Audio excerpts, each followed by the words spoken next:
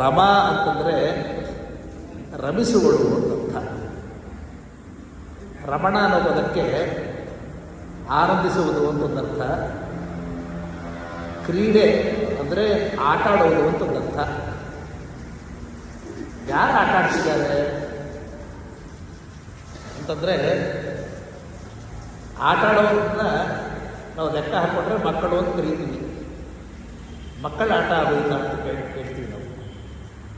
ಆದರೆ ಈ ಆಟವನ್ನು ಪ್ರಾರಂಭ ಮಾಡಿದ್ದು ಯಾರು ಅಂತಂದರೆ ಪರಮಾತ್ಮನೇ.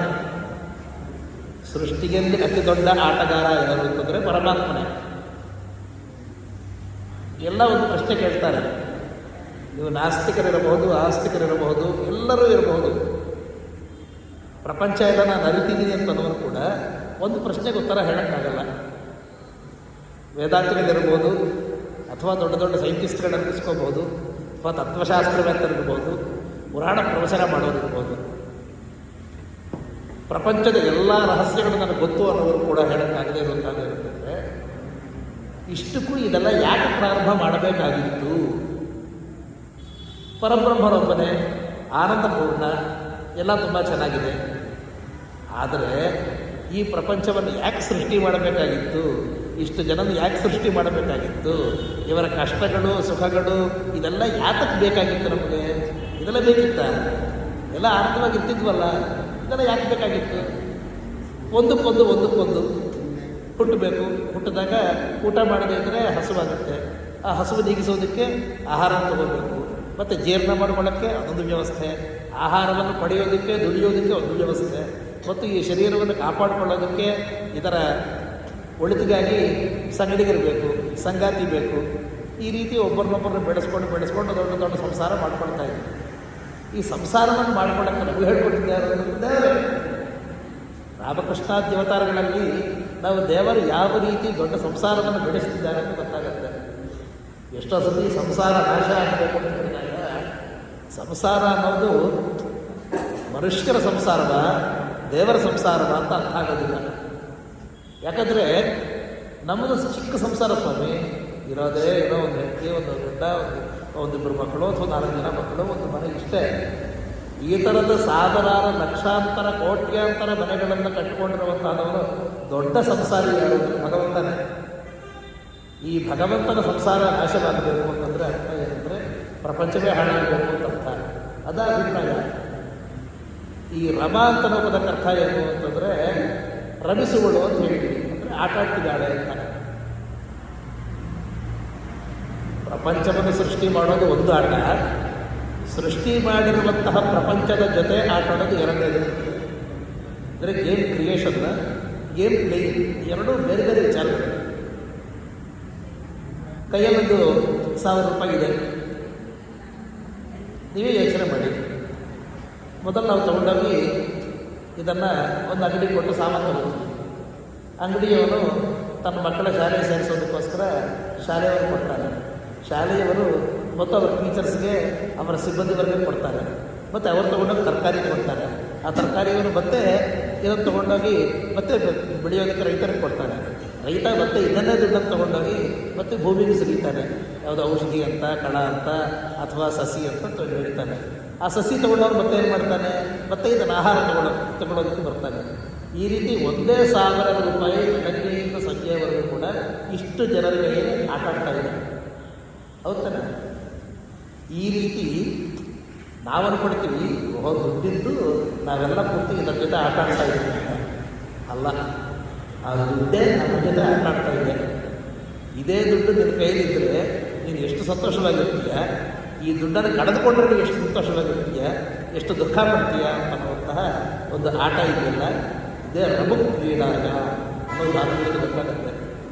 ಈ ರೀತಿ ಎಲ್ಲ ರೀತಿಯ ಆಟವನ್ನು ನಮಗೆ ಕಲಿಸ್ಕೊಟ್ಟು ನಮ್ಮ ಜೊತೆ ಆಟ ಆಡ್ತಿರುವಂತಹ ಶಕ್ತಿ ಇದೆಯಲ್ಲ, ಆ ಶಕ್ತಿಯನ್ನು ನಾವೀಗ ಇವತ್ತಿನ ದಿನ ಲಕ್ಷ್ಮೀ ಜಯಂತಿ ಅಂತ ಕರೀತಾ ಇದ್ದೀವಿ.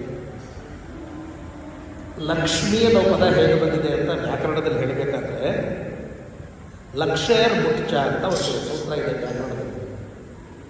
ಲಕ್ಷಣ ಅಂತ ಪದ ಕೇಳಿದೀವಲ್ಲ, ಲಕ್ಷಣವಾಗಿದೆ ಅಂತಂದರೆ ಚೆನ್ನಾಗಿದೆ ಅಂತ. ಅವಲಕ್ಷಣ ಅಂತಂದರೆ ಇಳಿದು ಹೋಗಿರುವ ಲಕ್ಷಣ ಅಂತ. ಸುಲಕ್ಷಣ ಅಂತಂದರೆ ಸುಷ್ಠು ಶೋಭಾಯುಕ್ತವಾದಂತಹ ಎಲ್ಲ ರೀತಿಯ ಕಲೆ ಇಲ್ಲಿದೆ ಅಂತ ಅರ್ಥ. ಈ ರೀತಿ ಕಳಕಳಿಯಿಂದ ನಾವು ಹೇಳ್ತಿರ್ಬೇಕಾದ್ರೆ ಸಕಲವಾಗಿ ಸುಕಲವಾಗಿರುವಂತಹದ್ದನ್ನೇ ಲಕ್ಷ್ಮಿ ಅಂತ ಕರೀತೀವಿ. ಹಾಗಾದರೆ ಪ್ರಪಂಚದಲ್ಲಿ ಯಾವುದು ಯಾವ ಸ್ಥಾನದಲ್ಲಿ ಹೇಗಿರಬೇಕು ಅಂತ ನಾವು ಬಯಸ್ತೀವೋ ಅಂತಹ ಸ್ಥಾನದಲ್ಲಿ ಅದು ಸಮೃದ್ಧವಾಗಿದ್ದರೆ ಅದನ್ನು ನಾವು ಲಕ್ಷ್ಮಿ ಅಂತ ಕರೀತೀವಿ. ಅದು ಎಷ್ಟು ರೀತಿ ಅಂತ ಹೇಳಕ್ಕೆ ಹಿರಿಯರು ನಮಗೆ ಅಷ್ಟಲಕ್ಷ್ಮಿ ಅಂತ ಕರೆದಿದ್ದಾರೆ. ಅಂದರೆ ಲಕ್ಷಣಗಳು 8 ರೀತಿ ಇರುತ್ತೆ ಅಂತ ಹೇಳಿದ್ದಾರೆ. ಎಷ್ಟು ರೀತಿ? 8 ರೀತಿ. ಮತ್ತು ದಾರಿದ್ರ್ಯ ಧ್ವಂಸಿ ಅಂತ ಹೇಳ್ತಾರೆ. ಅಂದರೆ ಈ ದಾರಿದ್ರ್ಯ ಅಥವಾ ಲಕ್ಷ್ಮಿ ಇದನ್ನೇ ಮತ್ತೊಂದು ಹೇಳಬೇಕಾದ್ರೆ ವೇದದಲ್ಲಿ ಸಮೃದ್ಧಿ ವಿವೃದ್ಧಿ ಅನ್ನೋ 2 ಪದಗಳನ್ನು ಕರೆದಿದ್ದಾರೆ. ಸಮೃದ್ಧಿ ಅಂದರೆ ಎಲ್ಲರ ಜೊತೆಗೆ ಸಂಪೂರ್ಣವಾಗಿ ತೂಗಿರುವುದು, ವಿವೃದ್ಧಿ ಅಂದರೆ ಕಳ್ಕೊಂಡಿರುವುದು. ಸಮೃದ್ಧಿಯಾಗಿ 8 ರೀತಿಯ ಲಕ್ಷಣಗಳಿದ್ದರೆ ನಮಗೆ ಎಲ್ಲವೂ ಸಮೃದ್ಧವಾಗಿದೆ, ಚೆನ್ನಾಗಿದೆ ಅಂತನ್ನುವಂತಹ ಬಾಳ್ತಾ ಇದ್ದೀವಿ ಅಂತನ್ನುವ ಭಾವನೆ ಇರುತ್ತೆ. ಅದಕ್ಕೆ ನಮಗೆ ಈ ಸಮೃದ್ಧಿ ಇಲ್ಲದೇ ಇದ್ದರೆ ವಿವೃದ್ಧಿ, ಅದೇ ದಾರಿದ್ರ್ಯ. ದಾರಿದ್ರ್ಯ ಧ್ವಂಸಿನಿ ಅಂತ ಲಕ್ಷ್ಮಿಯನ್ನು ಕರೀತೀವಲ್ಲ. ಧ್ವಂಸ ಮಾಡೋದು ಅಂತಂದರೆ ಒಂದು ಮಡಿಕೆ ತಗೊಂಡು ಹೊಡೆದ್ರೆ ಧ್ವಂಸ ಆಯಿತು ಅಂತೀವಿ, ಮನೆ ಹೊಡೆದ್ರೆ ಧ್ವಂಸ ಆಯಿತು ಅಂತೀವಿ. ಈ ರೀತಿಗೆ ಧ್ವಂಸ ಅಲ್ಲ, ಕತ್ತಲಿನ ಧ್ವಂಸ ಅನ್ನೋದು ಉದಾಹರಣೆ ನೋಡಿ. ಕತ್ತಲು ಹೋಗಬೇಕು ಅಂತಂದರೆ ನೀವು ಯಾವುದೋ ಕೊಡ್ಲಿ ತೊಗೊಂಡಂದ್ರೆ ಹೊಡಿಬೇಕಾದ್ದಿಲ್ಲ, ಕಡ್ಡಿ ತೊಗೊಂಡು ಹೊಡಿಬೇಕಾದ್ದಿಲ್ಲ, ಸುಡಬೇಕಾದ್ದಿಲ್ಲ. ಒಂದು ದೀಪವನ್ನಿಟ್ಟರೆ ಏನಾಗುತ್ತೆ? ಅದರಲ್ಲಿರುವಂತಹ ಕತ್ತಲು ಹೊರಟಾಗುತ್ತೆ. ಅದೇ ರೀತಿ ಸಂಪತ್ತು ಸಮೃದ್ಧಿ ಬಂದರೆ ವಿವೃದ್ಧಿ ಅಂದರೆ ದಾರಿದ್ರ್ಯ ಹೊರಟು ಹೋಗುತ್ತೆ ಅಂತ ಅರ್ಥ. ಅದಕ್ಕೆ ಸಮೃದ್ಧಿ ವಿವೃದ್ಧಿ ಎರಡೂ ಕೂಡ ಲಕ್ಷ್ಮೀ ಸ್ವರೂಪವೇ. ಅದಕ್ಕೆ ನಮಗೆ ಪುರಾಣದಲ್ಲಿ ಮತ್ತೊಂದು ಕಥೆ ಹೇಳಿದ್ದಾರೆ, ಜ್ಯೇಷ್ಠ ಅಂತ ಹೇಳಿದ್ದಾರೆ. ಜ್ಯೇಷ್ಠ ಅಂದರೆ ಏನು? ಜ್ಯೇಷ್ಠ ಅಂದರೆ ಏನು? ದೊಡ್ಡದು ಅಂತ ಅರ್ಥ. ದೊಡ್ಡದು ಅಂತಂದರೆ ನಮಗಿಂತ ಮೊದಲಿರುವುದು. ಹೌದಾನೆ? ದೊಡ್ಡವರು ಅಂದರೆ ಏನು? ನಮಗಿಂತ ಹಿಂದೆ ಹುಟ್ಟಿದವರು ತಾನೆ. ಈಗ ಯೋಚನೆ ಮಾಡಿ, ಜ್ಯೇಷ್ಠ ಮತ್ತು ಲಕ್ಷ್ಮಿ ಇವರಿಬ್ಬರ ಸಂಬಂಧ ನೋಡಿ ನೀವು. ಮೊದಲು ನಮ್ಮ ಹತ್ರ ಏನೂ ಇರಲಿಲ್ಲ, ಶರೀರ ಬಂತು. ಶರೀರ ಬಂದ ಮೇಲೆ ಅದಕ್ಕೆ ಪುಷ್ಟಿ ಬಂತು, ಒಡವೆ ಬಂತು, ಮತ್ತು ಉಡುಪು ಬಂತು, ಹಾಕೊಳ್ಳುವಂತಹ ಬಟ್ಟೆಗಳು ಬಂತು. ಎಲ್ಲ ಒಂದೊಂದಾಗಿ ಬರ್ತಾ ಇತ್ತು. ಮುಂಚೆ ಇತ್ತ ಇರಲಿಲ್ಲ, ಆಮೇಲೆ ತಾನೇ ಬಂದಿದ್ದು. ಹಾಗಾದರೆ ಲಕ್ಷ್ಮಿ ಬರೋದಕ್ಕಿಂತ ಮುಂಚೆ ಅಲ್ಲಿ ನಮಗೆ ಇದ್ದಿದ್ದೇನು ಅಂತಂದರೆ ದಾರಿದ್ರ್ಯ ಅಂದರೆ ವಿವೃದ್ಧಿ. ಅಲ್ಲಿಗೆ ಪದಾರ್ಥಗಳಿರಲಿಲ್ಲ, ಪದಾರ್ಥಗಳ ಅಭಾವವೇ ಅಗ್ರತ್ವ. ಹಿಂದೆ ಯಾವ ಪದಾರ್ಥವೂ ಇರಲಿಲ್ಲ, ಅದಾದಮೇಲೆ ಇವೆಲ್ಲವೂ ಕೂಡ ಬಂದಿದೆ. ಇದನ್ನೇ ತರ್ಕಶಾಸ್ತ್ರದವರು ಪ್ರಾಗಭಾವ ಅಂತ ಹೇಳ್ತಾರೆ. ಅಭಾವ. ನಿನ್ನೆವರೆಗೂ ಯಾರೂ ಹುಟ್ಟಿರಲಿಲ್ಲ, ಇವತ್ತು ಮಗು ಆಯಿತು. ಅಂದರೆ ಹಿಂದೆ ಮಗು ಇರಲಿಲ್ಲ, ಇವತ್ತಾಯಿತು. ಅಂದರೆ ಮೊನ್ನೆವರೆಗೂ ಸಂತಾನದ ಒಂದು ದಾರಿದ್ರ್ಯ ಇತ್ತು, ಅಭಾವ ಇತ್ತು. ಇವತ್ತು ಅಭಾವ ಇಲ್ಲ, ಸಮೃದ್ಧಿ ಆಗಿದೆ. ಹಾಗಾಗಿ ಜ್ಯೇಷ್ಠ ಅಂತಂದರೆ ಮೊದಲು ಇರಲಿಲ್ಲ, ಪ್ರಾಗಭಾವ ಅಂತ ಅರ್ಥ. ದರಿದ್ರ ದೇವತೆ ಅಂತಂದರೆ ಮತ್ತೆಲ್ಲೋ ಇಲ್ಲ, ನಮ್ಮಲ್ಲೇ ಇದೆ. ದರಿದ್ರ್ಯನೂ ಇದೆ, ನಮ್ಮಲ್ಲೇ ದರಿದ್ರತೆಯೂ ಇದೆ, ನಮ್ಮಲ್ಲಿ ಸಮೃದ್ಧಿ ಕೂಡ ಇದೆ. ಹೀಗಾಗಿ ನಾವು ಲಕ್ಷ್ಮೀ ದೇವಿಯ ಆಗಮನವನ್ನು ನಾವು ಬಯಸ್ತಾ ಇದ್ದರೆ 8 ರೀತಿಯ ಲಕ್ಷಣಗಳನ್ನು ಬಯಸಬೇಕು ಅಂತ ಹಿರಿಯರು ಹೇಳ್ತಾರೆ. ಅದಕ್ಕೆ ನಮ್ಮ ನೆಚ್ಚಿನ ಸದ್ಗುರುದೇವರು ಗಣಪತಿ ಸಚ್ಚಿದಾನಂದ ಸ್ವಾಮೀಜಿಯವರು ಅಷ್ಟಲಕ್ಷ್ಮೀ ಸ್ತುತಿ ಎಂಬ ಸ್ತೋತ್ರವನ್ನು ಹೇಳಿದ್ದಾರೆ. ಏನು ಹೇಳ್ತಿದ್ದು ಅಂದರೆ, ಸಾಮ್ರಾಜ್ಯದಾಯಿನಿ ದೇವಿ ಗಜಲಕ್ಷ್ಮೀ ನಮಾಮ್ಯಹಂ ಅಂತ ಮೊದಲೇ ಹೇಳುತ್ತೆ. ನಮಗೆ ಮನೆಯಲ್ಲಿ ಎಲ್ಲ ಊಟ ತಿಂಡಿ ಎಲ್ಲ ಬೇಕು ಅಂತಂದರೆ ಮೊದಲು ನಾವು ಇರಲಿಕ್ಕೆ ಜಾಗ ಚೆನ್ನಾಗಿರಬೇಕು. ಜಾಗ ಎಲ್ಲಿದೆ ಅಂತಂದರೆ ಭೂಮಿ. ಹಾಗಾಗಿ ಈ ಭೂಮಿ ನಮ್ಮ ವಶದಲ್ಲಿ ಸುರಕ್ಷಿತವಾಗಿರಬೇಕು ಅಂದರೆ ಸಾಮ್ರಾಜ್ಯ ಅಂದರೆ ನಮ್ಮ ರಾಜ್ಯ ಚೆನ್ನಾಗಿರಬೇಕು. ಅದಕ್ಕೋಸ್ಕರ ಮೊದಲನೇ ಲಕ್ಷ್ಮೀ ಲಕ್ಷಣ ಯಾವುದು ಅಂತಂದರೆ, ನಾವು ನೆಲೆಸೋದಕ್ಕೆ, ನಾವು ಬಾಳೋದಕ್ಕೆ ನಮಗೊಂದು ಜಾಗ ಬೇಕು, ಅದು ಸುರಕ್ಷಿತವಾಗಿರಬೇಕು ಅಂತನ್ನೋದು ಮೊದಲನೇ ಲಕ್ಷಣ. ಎರಡನೇದು ಧನಲಕ್ಷ್ಮೀ ದೇವಿ. ಧನ ಅಂತಂದರೆ ನಾವು ಇವತ್ತಿನ ದಿನ ಯಾವುದೋ ಒಂದು ಪೇಪರ್, ಒಂದು ಕಾಗದದ ಒಂದು ಗಂಟನ್ನು ನೋಡಿ, ಒಂದು ಕಂತನ್ನು ನೋಡಿ ಇದನ್ನೇ ಹಣ ಅಂತ ನಾವು ಭ್ರಮಿಸ್ತೀವಿ. ಆದರೆ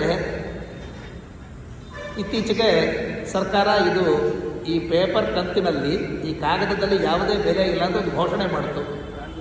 ಒಂದು ಘೋಷಣೆ ಮಾಡಿದರೆ ಆ ಪೇಪರ್ ಕಂತಿನಲ್ಲಿ, ಕಾಗದ ಕಂತಿನಲ್ಲಿ ಯಾವ ಬೆಲೆ ಇಲ್ಲದೆ ಆಗೋಯಿತು. ನಿಜಕ್ಕೂ ಇದು ಸಾಧ್ಯನಾ? ಒಬ್ಬ ವ್ಯಕ್ತಿನೋ ಒಂದು ವ್ಯವಸ್ಥೆನೋ ಇದರಲ್ಲಿ ಯಾವ ಬೆಲೆನೂ ಇಲ್ಲ ಅಂತ ಹೇಳಿದ ಕೂಡಲೇ ಅದರಲ್ಲಿ ಬೆಲೆ ಇರೋಕ್ಕೆ ಸಾಧ್ಯನೇ ಇದೆಯಾ ಅಂತಂದರೆ ಇವತ್ತಿನ ದಿನ ನಮ್ಮ ಹಣ ಅನ್ನೋ ವ್ಯವಸ್ಥೆಗೆ ಆಗಿದೆ. ಆದರೆ ಪ್ರಾಕೃತಿಕವಾದಂತಹ ಹಣದಲ್ಲಿ ಈ ರೀತಿ ತೊಂದರೆ ಇಲ್ಲ. ಯಾವುದಿದು ಅಂತಂದರೆ ಪಂಚಭೂತಗಳು. ಈ ಪಂಚಭೂತಗಳಲ್ಲಿ ಯಾವ ಸರ್ಕಾರವೂ ಇದಕ್ಕೆ ಬೆಲೆ ಇಲ್ಲ ಅಂತ ಹೇಳಲಿಕ್ಕೆ ಆಗಲ್ಲ. ಧನಮಗ್ನಿ, ಧನಂ ವಾಯು, ಧನಂ ಭೂತಾನಿ ಪಂಚಚ. ನಮಗೆ ಎನರ್ಜಿ ರಿಸೋರ್ಸಸ್, ಸೋಲಾರ್ ಅಥವಾ ಪೆಟ್ರೋಲಿಯಂ, ಇವೆಲ್ಲ ಪೂರ್ತಿ ನಮಗೆ ಊರ್ಜಾ ಶಕ್ತಿ ಅಂತ ಹೇಳ್ತೀವಲ್ಲ ಇದು. ಅಥವಾ ಭೂಮಿಗೆ ಯಾವತ್ತೂ ಬೆಲೆ ಇಲ್ಲದೆ ಇರೋದಿರಲ್ಲ. ಇವತ್ತಲ್ಲ ಯಾವತ್ತಾದರೂ ಸಹ ಭೂಮಿ ಬೆಲೆ ಹಾಗೇ ಇದೆ. ನೀರಿಗೆ ಇವತ್ತು ಬೆಂಗಳೂರು ನೋಡಿದ್ರೆ, ಬವಣೆ ನೋಡಿದ್ರೆ ಅನಿಸುತ್ತೆ ನೀರಿಗೆ ಇಷ್ಟು ಬೆಲೆ ಇದೆಯಾ ಅಂತ. ಮತ್ತು ಡೆಲ್ಲಿಗೆ ಹೋದರೆ ನಮಗೆ ಉಸಿರಾಡೋಕ್ಕೆ ಗಾಳಿ ಸಿಗೋದಿಲ್ಲ. ಓಹೋ, ವಾಯುವಿಗೆ ಇಷ್ಟು ಬೆಲೆ ಇದೆಯಾ ಅಂತ ಗೊತ್ತಾಗುತ್ತೆ. ಇನ್ನು ಸ್ಪೇಸ್ ಅಂದರೆ ಆಕಾಶ. ಇನ್ನು ನಾವು ಸ್ಪೇಸ್ ಟೆಕ್ನಾಲಜಿಗೆ ಹೋದರೆ ಪ್ರತಿಯೊಂದು ಬಹಳ ಬೆಲೆ.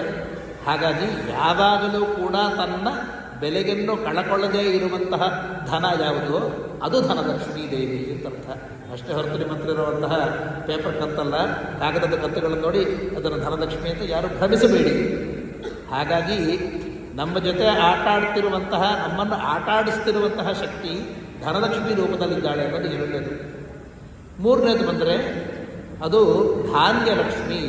ಇಷ್ಟು ಜನ, ಇಷ್ಟು ಜೀವಿಗಳು ಹುಟ್ಟಿವೆ, ಇವುಗಳೆಲ್ಲ ಮಾಡಬೇಕು ಅಂತಂದರೆ ಏನು ಬೇಕು? ಆಹಾರ ಬೇಕ್ತಾನೆ. ಆ ಧಾನ್ಯಲಕ್ಷ್ಮಿ ಪೃಥ್ವಿ ಗರ್ಭ. ಆದಮೇಲೆ ಆಹಾರ ತಗೊಳ್ತೀವಿ, ತಗೊಂಡ ಮೇಲೆ ಅದು ಜೀರ್ಣವಾಗುತ್ತಾ ಇಲ್ವಾ ಅಂತ ಹೆದರಿಕೆ. ನಾಳೆ ಆಹಾರ ಸಿಗುತ್ತೋ ಇಲ್ವೋ ಹೆದರಿಕೆ. ಸಿಕ್ಕಿರುವಂತಹ ಆಹಾರವನ್ನು ನಾವು ಕಾಪಾಡ್ಕೊಳ್ಳೋಕ್ಕಾಗುತ್ತೋ ಇಲ್ವೋ ಹೆದರಿಕೆ. ಈ ರೀತಿ ಎಲ್ಲ ರೀತಿ ಹೆದರ್ತಾ ಕೂತಿದ್ದರೆ ಯಾರೂ ಜೀವನ ಮಾಡೋಕ್ಕೆ ಸಾಧ್ಯ ಇಲ್ಲ.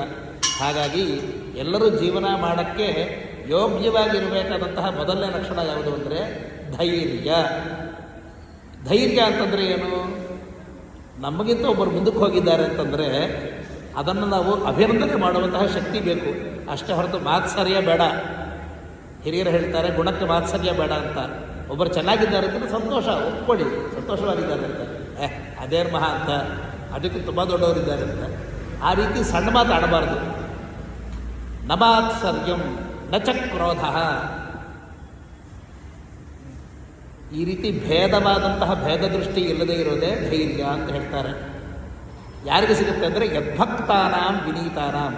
ಯಾವ ಲಕ್ಷ್ಮೀದೇವಿಯ ನಿಜವಾದಂತಹ ಭಕ್ತರಿದ್ದಾರೋ ಅವರಿಗೆ ಮಾತ್ಸರ್ಯವಿರೋದಿಲ್ಲ, ಕ್ರೋಧವೂ ಇರೋದಿಲ್ಲ, ಮತ್ತು ಇನ್ನೊಬ್ಬರನ್ನು ವ್ಯತ್ಯಾಸ ಮಾಡಿ ಮಾತಾಡುವಂತಹ ಶಕ್ತಿ ಇರಲ್ಲ. ಹಾಗಾಗಿದ್ದರೆ ಅವನು ಧೈರ್ಯಲಕ್ಷ್ಮಿ ಸಂಪನ್ನ ಅಂತ ಅರ್ಥ. ಅಂತಹ ಧೈರ್ಯಲಕ್ಷ್ಮಿ ಉಂಟಾದವನು ಏನಾಗಬೇಕು? ಮುಂದಕ್ಕೆ ಅವನ ಪೀಳಿಗೆ ವೃದ್ಧಿಯಾಗಬೇಕು. ಯಾರು ಪುಷ್ಟರಾಗಿರ್ತಾರೋ, ಯಾರಿಗೆ ಬಾಳಕ್ಕೆ ಜಾಗ ಇದೆಯೋ, ನಿವಾಸ ಇದೆಯೋ, ಯಾರ ಹತ್ರ ಹಣ ಇದೆಯೋ ಅಂತಹದವರು ತಮ್ಮ ಕೀರ್ತಿ ಮತ್ತು ತಮ್ಮ ವಂಶವನ್ನು ಹೆಚ್ಚಿಸ್ಕೋಬೇಕು. ಅದನ್ನೇನ್ತಾರೆ? ಸಂತಾನ ಲಕ್ಷ್ಮಿ 5ನೇ ಲಕ್ಷಣ. ಇನ್ನು 6ನೇದು ಬಂದರೆ ವಿದ್ಯಾಲಕ್ಷ್ಮಿ. ಈಗ ಒಂದು ಸತಿ ಮಳೆ ಆದರೆ ಒಂದು ಸಾವಿರಾರು ಕೀಟಗಳು ಹುಟ್ಟುತ್ತೆ, ಕ್ರಿಮಿಗಳು. 2 ಗಂಟೆಯಲ್ಲಿ ಸತ್ತ ಹೋಗ್ಬಿಡುತ್ತೆ. ಅಥವಾ ಹಂದಿಗಳಾಗಲಿ ನಾಯಿಗಳಾಗಲಿ ಸುಮಾರು ಮಕ್ಕಳು ಹುಟ್ಟುತ್ತೆ. ಆದರೆ ಅಷ್ಟು ಮರಿಗಳು ಹಾಕಿದ್ರೆ ಏನು ಪ್ರಯೋಜನ ಅಂತಂದರೆ ಏನೂ ಇಲ್ಲ. ಅದಕ್ಕೆ ಯಾತಕ್ಕೆ ಪ್ರಯೋಜನ ಇಲ್ಲ ಅಂತಂದರೆ ಸಾಯೋದಕ್ಕೆಲ್ಲ ನಾವು ಹುಟ್ಟೋದು. ಸಾಯಕ್ಕಿಂತ ಮುಂಚೆ ನಾವು ಏನು ಪಡೆದಿದ್ದೀವಿ ಅಂತನ್ನುವಂತಹ ವಿಜ್ಞಾನ ಬೇಕು. ಅದಕ್ಕೋಸ್ಕರ ನಮ್ಮ ಜನ್ಮ ಸಾರ್ಥಕವಾಗಬೇಕು ಅಂದರೆ 6ನೇ ಲಕ್ಷಣ ಇರಲೇಬೇಕು. ಯಾವುದದು? ನಾನಾ ವಿಜ್ಞಾನ ಸಂಧಾತ್ರಿ ಬುದ್ಧಿ ಶುದ್ಧಿ ಪ್ರದಾಯಿನಿ ಅಮೃತತ್ವ ಪ್ರದಾತ್ರೀಂಚ. ಸಾಯಕ್ಕಲ್ಲದೆ ಹುಟ್ಟಿರೋದು. ಸಾಯ್ತೀವಿ, ಇಲ್ಲ ಅಂತ ಹೇಳ್ತಿಲ್ಲ, ಖಂಡಿತ ಸಾಯ್ತೀವಿ. ಆದರೆ ಸಾಯಕ್ಕೆ ಮಾತ್ರ ಹುಟ್ಟಿಲ್ಲ. ನಾವು ಯಾತಕ್ಕೆ ಹುಟ್ಟಿದ್ದೀವಿ ಅಂತ ತಿಳ್ಕೊಂಡು, ಸಾವಿನ ತತ್ವವನ್ನು ತಿಳ್ಕೊಂಡು ಆ ಸಾವಿನಿಂದ ಪಾರಾಗೋದಕ್ಕೆ ನಾವು ಹುಟ್ಟಿದ್ದೀವಿ ಅಂತ ಹೇಳೋಕ್ಕೆ ಅಮೃತತ್ವ ಪ್ರದಾತ್ರೀಂಚ ಅಂತ ಸ್ವಾಮೀಜಿ ನಮಗೆ ಉಪದೇಶ ಮಾಡಿದ್ದಾರೆ ವಿದ್ಯಾಲಕ್ಷ್ಮಿಯಲ್ಲಿ. ಅದಾದಮೇಲೆ ವರಲಕ್ಷ್ಮೀ ದೇವಿ. ಯಾವುದೇ ಬಯಕೆಗಳಿದ್ದರೆ ಆ ಬಯಕೆಗಳನ್ನು ಈಡೇರಿಸುವಂತಹ ಶಕ್ತಿ ವರಲಕ್ಷ್ಮೀ ದೇವಿ. ಇನ್ನು ಕೊನೆಗೆ ಸರ್ವಶಕ್ತಿ ಸ್ವರೂಪಾಂಚ ಸರ್ವಸಿದ್ಧಿ ಪ್ರದಾಯಿನಿ ಸರ್ವೇಶ್ವರೀಂ ಶ್ರೀ ವಿಜಯಲಕ್ಷ್ಮೀ ದೇವೀಂ ನಮಾಮ್ಯಹಂ. ನಾವು ಬಯಸುವಂತಹ ಎಲ್ಲ ಕಾರ್ಯಗಳನ್ನು ಕೂಡ ನಾವು ತೇರ್ಗಡೆಯಾಗಬೇಕು ಅಂತನ್ನುವಂತಹ ಪ್ರಾರ್ಥನೆ.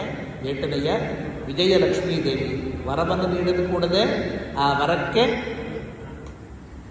ಒಂದು ಫಲರೂಪವಾಗಿರುವಂತಹದೇ ವಿಜಯ. ಈ ರೀತಿ 8 ರೀತಿಯ ಲಕ್ಷಣಗಳಲ್ಲಿ ನಾವು ಜೀವನದಲ್ಲಿ ಸಮೃದ್ಧವಾಗಿರಬೇಕು ಅಂತನ್ನುವುದು ಅಷ್ಟಲಕ್ಷ್ಮಿಗಳ ಲಕ್ಷಣ. ಈ 8 ರೀತಿಯ ಲಕ್ಷಣಗಳಿಲ್ಲದೇ ಇದ್ದರೆ ವಿವೃದ್ಧಿ ಅಂದರೆ ಅದೇ ದಾರಿದ್ರ್ಯ. ಈ ದಾರಿದ್ರ್ಯವನ್ನು ಕೊಡುವಂತಹದವನು ಮತ್ತು ಈ ಲಕ್ಷಣಗಳನ್ನು ಕೊಡುವಂತಹದವನು ಯಾರು ಅಂತಂದರೆ ಈ ಲಕ್ಷ್ಮಿಗೆ ಜೊತೆ ರಮಿಸುವಂತಹ ರಮಣ ಅಂತಂದರೆ ಏನು? ರಮ ಅಂತಂದರೆ ನೀವೇ ಪದ ನೋಡ್ಕೊಳ್ಳಿ. ರಮ ಅಂತಂದರೆ ರಮಿಸುವಳು, ಆಟಾಡುವಳು. ರಮಣ ಅಂತಂದರೆ ಅದೇ ಅರ್ಥ. ಹಾಗಾಗಿ ಈ ಗಂಡ ಹೆಂಡತಿ ಅಂತ ಯಾರನ್ನಾದರೆ ಲಕ್ಷ್ಮಿ ಮತ್ತು ರಮಣ ಇಬ್ಬರನ್ನ ಹೇಳ್ತಿದ್ವಲ್ಲ, ಅವರಿಬ್ಬರೂ ಕೂಡ ಪ್ರಪಂಚದ ಒಂದು ಉಳಿವಿಕೆ ಹಾಗೂ ಪ್ರಪಂಚದ ನಾಶ, ಪ್ರಪಂಚದಲ್ಲಿರುವಂತಹ ವ್ಯರ್ಥಿ ಅಂದರೆ ದಾರಿದ್ರ್ಯ ಮತ್ತು ಈ ಪ್ರಪಂಚದಲ್ಲಿರುವಂತಹ ಒಂದು ಸಮೃದ್ಧಿ, ಇವು ಎಲ್ಲವಕ್ಕೂ ಕೂಡ ಕಾರಣಭೂತರಾಗಿದ್ದಾರೆ. ಅದಕ್ಕೆ ನಾವು ರಮಾರಮಣ ಅಂತನ್ನುವಂತಹ ಪದವನ್ನು ಉಪಯೋಗಿಸ್ತೀವಿ. ಮತ್ತು ರಮಾರಮಣ ಯಾರಾದರೂ ಆಗಬಹುದಾ ಅಂತಂದರೆ ಗೋವಿಂದ. ಗೋ ಅನ್ನೋ ಪದಕ್ಕೆ ವೇದಾಂತ ಅರ್ಥ, ಗೋ ಅನ್ನೋ ಪದಕ್ಕೆ ಪಶು ಸಮೃದ್ಧಿ ಅಂತ ಅರ್ಥ, ಗೋ ಅನ್ನೋ ಪದಕ್ಕೆ ಕಿರಣಗಳಂತ ಅರ್ಥ. ಈ ರೀತಿ ಎಲ್ಲ ರೀತಿಯ ಒಂದು ಸಮೃದ್ಧಿಗೆ ಒಡೆಯ ಯಾರಿದ್ದಾರೋ ಆತಾತನೇ ಈ ರೀತಿಯ ಲಕ್ಷಣಗಳ ಜೊತೆ ನಮಗೆ ಕೊಡುವಂತಹದ್ದು ಅಥವಾ ಕೊಡದೇ ಇರುವಂತಹ ಒಂದು ಲಕ್ಷಣವನ್ನು ಇಟ್ಕೊಂಡವನು. ಹಾಗಾಗಿ ಗೋವಿಂದ ನಾಮಸ್ಮರಣೆಯಿಂದ ನಾವೇನಂತ ಹೇಳ್ತೀವಿ ಅಂತಂದರೆ ನಮಗೆ 8 ರೀತಿಯ ಲಕ್ಷಣಗಳು, 8 ರೀತಿಯ ಲಕ್ಷ್ಮೀ ಸ್ವರೂಪ ಸಮೃದ್ಧಿ ನಮಗಿರಲಿ ಅಂತ ಪ್ರಾರ್ಥನೆ ಮಾಡ್ತೀವಿ. ಅದಕ್ಕೋಸ್ಕರ ಮತ್ತೊಮ್ಮೆ ಹೇಳೋಣ, ರಮಾರಮಣ ಗೋವಿಂದ ಗೋವಿಂದ.